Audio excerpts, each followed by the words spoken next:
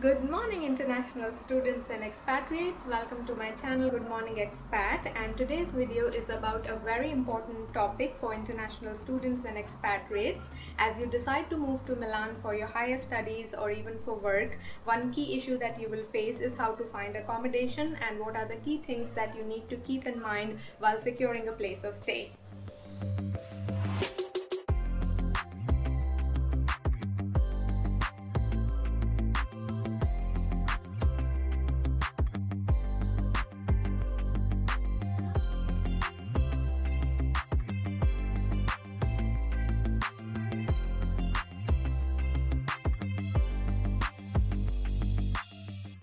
So Milan is one of the most international and cosmopolitan cities in Italy, and therefore it welcomes a lot of expatriates and international students every year, and therefore there are plenty of housing and accommodation options available depending on your tastes and preferences. The first one is university dormitory or university halls of residences, which are typically owned by an academic institution, or they have special agreements with different academic institutions. So in order to access these, you definitely need to be enrolled in one of the universities or business schools that they have special agreements with, or the one that owns them. Then the next category is serviced apartments, which are typically popular among young workers or expatriates in general. These apartments are usually privately owned, and they come with an all-in-one renting formula wherein you pay a decided rent per month, which includes all the utilities, bills and other expenses. So this kind of accommodation option is very popular with foreigners who know that they're going to stay in Milan for a short period of time. And then the final category is, of course, the general private rental options offered by private or commercial landlords directly to a tenant or through a renting agency. These accommodation options are plenty and available in all types and forms, and there are many different websites that you can actually browse in order to find such open accommodation options in a residential building directly rented by a landlord. So once you're able to decide on the type of property where you would like to stay, it's also important to understand what is the size of the apartment that you would like. There are some key terms that you should keep in mind, which will help you decide on the type of place that you're actually renting. The first one is monolocale. Monolocale basically means a studio apartment wherein in a small single room space everything is accommodated, starting from your kitchen, bathroom, the living space and everything else. The second type is bilocale, which is basically the term for a one-bedroom apartment. And then there is trilocale, which is a two-bedroom apartment. So depending on the type of your household, if you are a single expatriate or an international student, a monolocale is perfect. A bilocale if you prefer a bigger space. And then of course if you are a couple with a child, or if you have to live with your spouse, or if you have, let's say, a family of 4 or something, then you should at least start looking from trilocale onwards. So once you've decided the property that you would like to live in and you've decided the size of apartment that is suitable for you, it's time to sign the contract, which is a very important legal procedure to do. And there are 3 different types of contracts that exist in the legal system of Italy. The first type is the classic 4+4 contract, meaning a contract with a validity of 4 years and renewable for another 4 years, typically using the same rent for the entire 8-year period. The second type of contract is the 3+2 contract, meaning a contract with a validity of 3 years and then renewable for another 2 years. These contracts are typically offered at a price a little bit lower than the actual market price upon mutual agreement between the tenant and the landlord. So the third category of contracts is the transitory contracts, which is the popular choice usually for landlords who are renting typically to expatriates and international students who are bound to stay in Milan for a short period of time. These contracts can be made for as short as 1 month, and they can typically range up to 18 months of validity, and they can be regularly registered at the taxation office. And the fourth type of contract is also a student contract, which is usually given by student dormitories or university dormitories. This is a this is a different type of rental contract that is designed especially for renting out places in a university dorm to students or scholars, or sometimes even researchers. So now that we have understood what are the 4 different types of rental contracts, let's try to understand which one is good for you. So the simple answer to this question is this will depend on your personal situation, and more important than that, it will depend on what your landlord is willing to give. Let's divide these 4 types of contracts into 2 subcategories.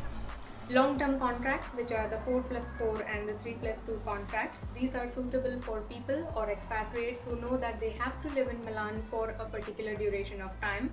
Let's say you are an expatriate on a job contract or assignment for 5 years. You can choose any of the 4+4 or 3+2 contract as long as you can agree with your landlord on the notice period, which can be 2 months, 3 months, 6 months, depending on your preferences. And usually the deposit that is asked by landlords in case of these 2 types of contracts is a bit higher, because an expat or a person is likely to take it for a long duration of time, so there is going to be some likely wear and tear, repairs, etc. required in the apartment, and therefore the typical deposit that is required is like 3 months. On the other hand, if you are an expatriate on a short job assignment, or you are an international student who is going to come to do a master or an MBA program for 1 or 2 years, then the transitory type of contract or the university type of contract is more suitable, because they are specifically designed for people renting for a short duration of time. Especially for students, because you don't know where you're going to be at the end of your program. Perhaps your program includes an internship opportunity that you can undertake in the final part of your course, or after completion of the course itself, you're going to be offered a fantastic job opportunity somewhere outside of Italy. In this case, you would like to have the flexibility to move out immediately or as soon as you can, and in this case the transitory type of contract offers you the flexibility to have an agreed short notice period, which can be as short as 1 month, and therefore these type of transitory contracts are more suitable in case of international students first of all, primarily, and also sometimes in case of expatriates as well.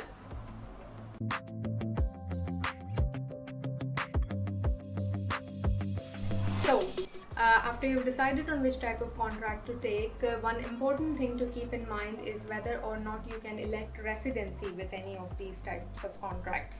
So typically in the 4+4 contract and in the 3+2 contract, they are always regularly registered at the taxation office, so definitely you can use them in your Certificato di Residenza application. Certificato di Residenza is the residence certificate that most foreigners have to obtain in order to register themselves in the population registry of the city. And this is a very important document that you will need as an international student or as an expatriate, also when you are, for example, converting your student visa into a work permit. So it's very important to ask your landlord whether you can use your rental contract to apply for this Certificato di Residenza, especially in the transitory contracts, because in transitory contracts sometimes the landlord may not permit or allow you to elect for residency for reasons whatsoever. So the main point to keep in mind is of course the price, so if the apartment is affordable for you or not, and it's important to understand what is the price of the apartment. So the final rent that you're going to pay is often composed of 3 different parts in Italy. One is the rent or affitto or canone. Canone, if you look at it from an annual point of view, that is the price that you pay to the landlord to live in the apartment. The second thing that is often included in the monthly rent is the spese condominiali, and the spese condominiali is the building maintenance fee, so the upkeep of the elevators, gardens, public common areas in the building, corridors, lighting, etc. And then the third part is the utilities or the bills that you get, which may be for heating, lighting, electricity, internet, etc. Sometimes water is included in spese condominiali, sometimes in utilities. So these kinds of differences will be there in different types of contracts, but the 3 main parts of which the rent is composed of are these. So your rent, the spese condominiali, and the utilities. Usually, the private serviced apartments and student residences or university dormitories work on an all-inclusive kind of rental setup, in which they charge a particular rent that the student or expat pays, and it includes all the bills. So spese condominiale, building maintenance fee as well, all the utilities as well. So their typical setup is to offer an all-inclusive kind of rental format, which is sometimes suitable for international students and expatriates who may not want to do different types of contracts for electricity, gas, and other facilities. On the other hand, when you rent from a private landlord or even from a commercial landlord an apartment on a long-term basis, usually the utilities and spese condominiale are charged separately on top of the rent. So if you would like my personal opinion, I as an expatriate changed many apartments in Milan actually, and I personally prefer a setup where there is an all-inclusive rent, because I personally don't want to take many different types of contracts for electricity, gas, and other utilities. I just find it hard to manage, but that's my clumsiness. But maybe you are a more organized person and you might want to have different types of contracts. But if you think about it from a logical point of view, if you are an international student or an expat who has to live here for a short limited duration of time, meaning you don't know where you're going to end up at the end of your course, for example, or at the end of your job contract completion, to get into too many contracts is a little bit cumbersome, and therefore the all-inclusive formula that is given by some apartments or properties is a more feasible one. This is my personal opinion, but of course this can depend on your personal situation.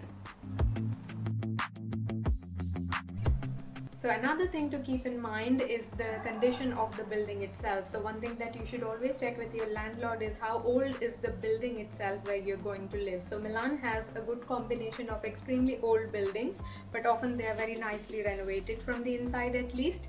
And on the other hand, it has very newly constructed, plush, posh, super high-tech buildings as well, which have been recently developed in the new areas like Bicocca, Porta Vittoria, etc., and City Life as well. And you need to understand what type of building you're going to live in order to anticipate the type of problems that you might likely face after moving into the new apartment. So the last point to keep in mind is the location of your apartment. So of course we would all like to stay close to our place of work or study, but if you don't have a lot of choice around your school or your office and you have to rent a little bit far away, then I think the basic formula to keep in mind is that your apartment is within the urban limits of the city of Milan. So the urban area of Milan is composed of 3 zones, 1, 2 and 3. As long as you are within this area, you will pay a fixed price for your public transport, and that is typically 39 euros per month for an adult. And if you can maintain this fixed cost, then you can play around with your rent as long as you are staying within the urban limits, because the urban area of Milan is really well connected with trams, trains, the suburban trains, metro, etc., metro and buses, etc. If you would like to pay a little bit lesser in terms of rent and you would like to move outside the urban limit into zones 4 or 5 or even beyond, of course you will find cheaper rents, but then the cost of your public transport per month will increase a little bit more than 39 euros per month. The farther you move away from the urban limits, the more you're likely to pay. So this is a trade-off that you need to keep in mind and balances everything. So rent versus the monthly cost of public transport. So now that we have understood everything about renting in Milan as an international student or expatriate, let's go check out one such student apartment where I also used to live personally. So this is what a typical student residence would look like, with a common central area for students to hang around. The bedroom often comes with a study table, very important for students, and the room itself can be used by one person or can be shared by 2 or more people depending on the size of the room. The bathroom and other common areas are often shared by all the tenants, and often there is enough storage space to accommodate all your stuff and clothing. This apartment is divided in 2 floors.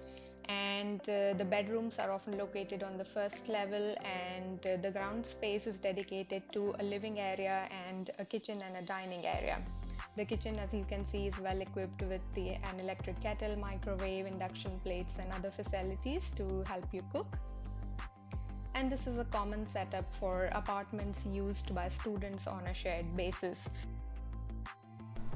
So I hope you enjoyed viewing this video on this very important topic of accommodation, which is very broad in itself. So of course it's not possible to cover everything in one video, but I will be coming up with more such informative content on this specific topic of housing and accommodation itself in the future. Do stay tuned to my channel every Thursday, which is when I post a new video. And if you have any questions specifically related to this topic, then don't hesitate to put it in the comment section, and I'll be more than happy to answer your questions. And once you've found the place of your dreams, then do watch my other video on setting up your new house or apartment, the link to which should be hovering over the screen somewhere. So do check that out as well. And I would like to thank you guys for your patient listening, and do stay tuned and do subscribe to my channel. International students and expatriates every year, so therefore there are a lot of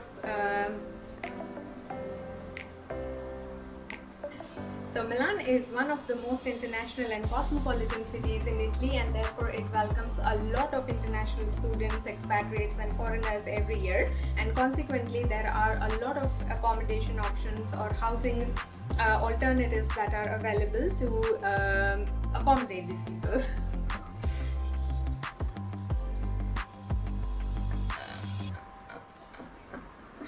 Okay.